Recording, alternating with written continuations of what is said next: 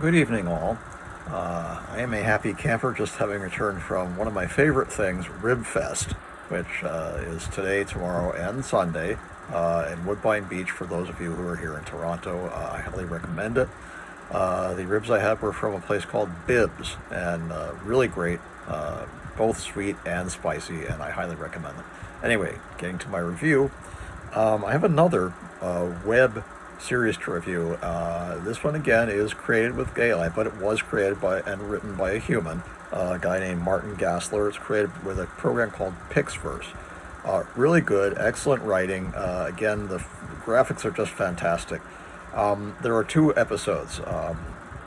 The first one is just called a pilot, and in it we're shown a kind of a totalitarian government. It's run by sort of robotic beings called the Divine Order.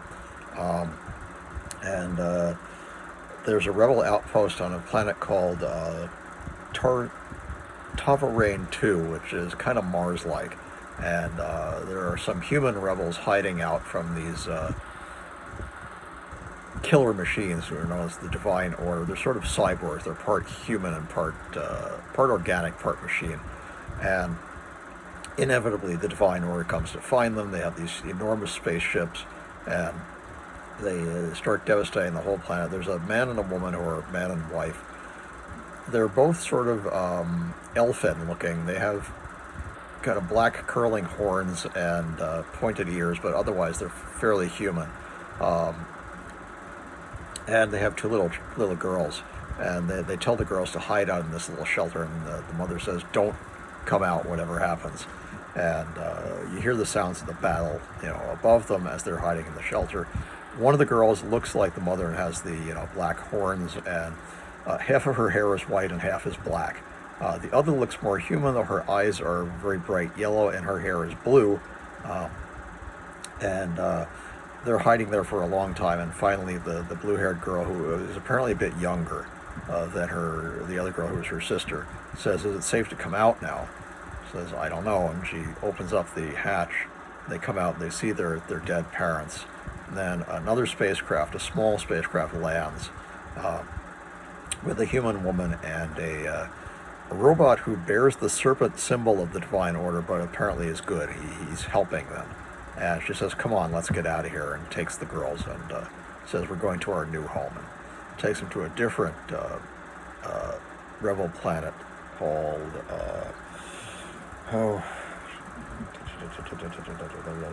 Astrion 4. And this is the opposite. The other planet was hot and sort of Mars-like. This one's a little more cold and looks a little bit more like, maybe Neptune, a little, colder, or a colder version of Earth, maybe. It's not quite as cold. Neptune, you'd die the minute you stepped onto the surface. It doesn't have a surface anyway, it's gaseous. But they're raised by this human woman, and it says it goes to the titles, and then it says next year later. The name of the series is Galaxy of Ashes, by the way. And the younger of the women, the older sister, who is now grown up and rather sexy, walks into a bar and basically just completely wipes out this whole regiment of these lizard men, and kicks the crap out of them. And they all wear the dragon symbol of the Divine Order. And the bartender says, "Okay, you got to get out now." And she says, "We're looking for, we need some information. We've heard about an artifact and we want to know where it is." And the bartender, who is also somewhat lizard-like, says, "Well, look, all I've heard is that it's on the Black Moon in the Gamma sector." And the blue-haired girl says, "Are you sure?" And he's putting a gun in his head, and he says, "Yes, I'm sure. That's what I've heard." He says, "You two need to have a drink. You'll need it if you're going to the Black Moon." And they drink this kind of purple glowing stuff, and then they leave, go back on the spaceship, and robot complains about you have to start a bar fight every planet we go to. So it's only one. That's what you said the last time. Then they return to Astrion 4, and they tell their mother, the human, that they know where where the artifact is located. She tells them it's a key to ancient alien technology which can quote-unquote take down the Divine Order. Well, we don't know exactly what that means, but they're sent on this mission, which is apparently rather dangerous. The robot gives them each a invisibility cloak and says it'll only work for about 30 minutes, so you got a very limited time. They go to this black moon in the Gamma sector in their little ship, which is very, again, as with the others, a very Chris Foss sort of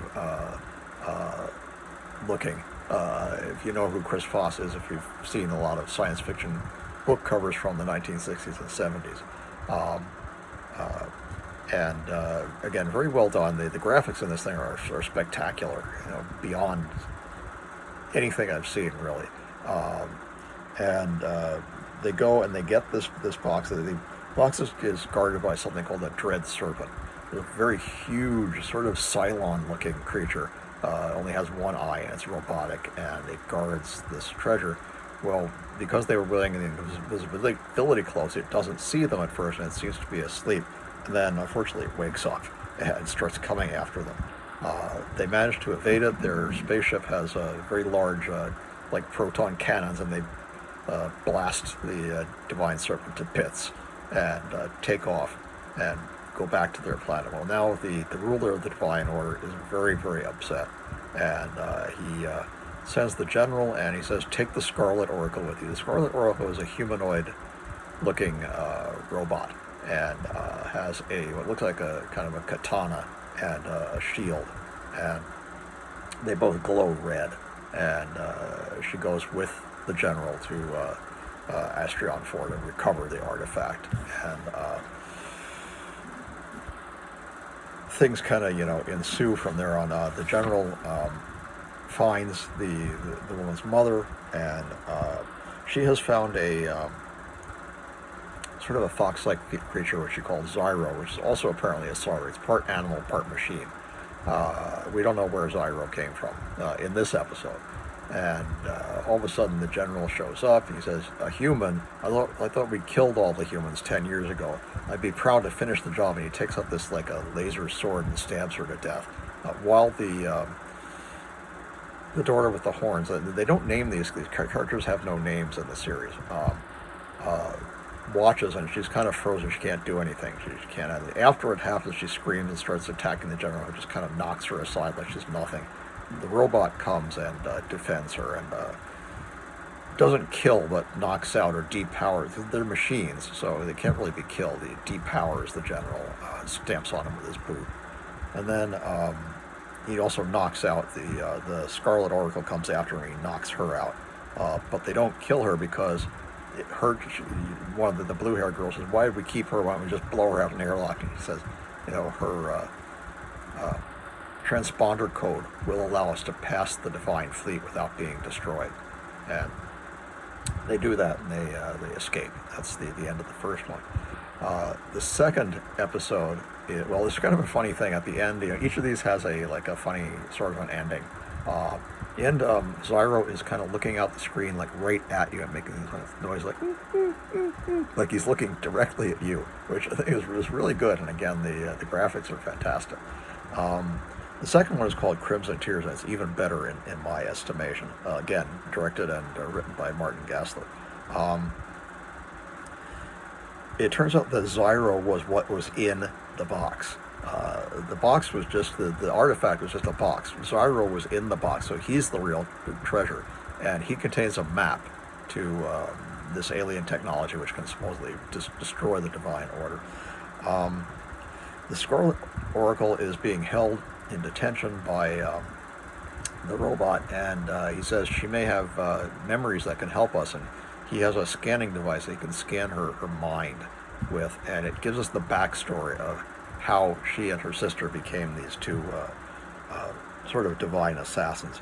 And we said that they lived on this sort of idyllic world with their grandfather, and they went up into the mountains to see a rare aurora.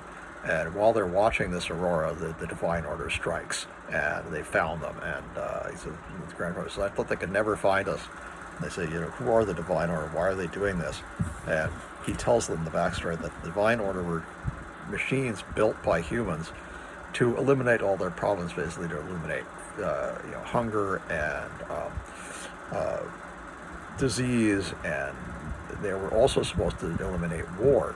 Well, they studied all of human wars and they decided that humans were the problem, and that the only way to eliminate war was to eliminate humans entirely, and that's what they set about doing. They consider themselves to be quote-unquote order, and that humans are chaos, and therefore they're bringing order to the universe by wiping out humans. That's their rather warped logic. Little bit of a connection to the works of Michael Moorcock there with law and chaos, and this order and chaos.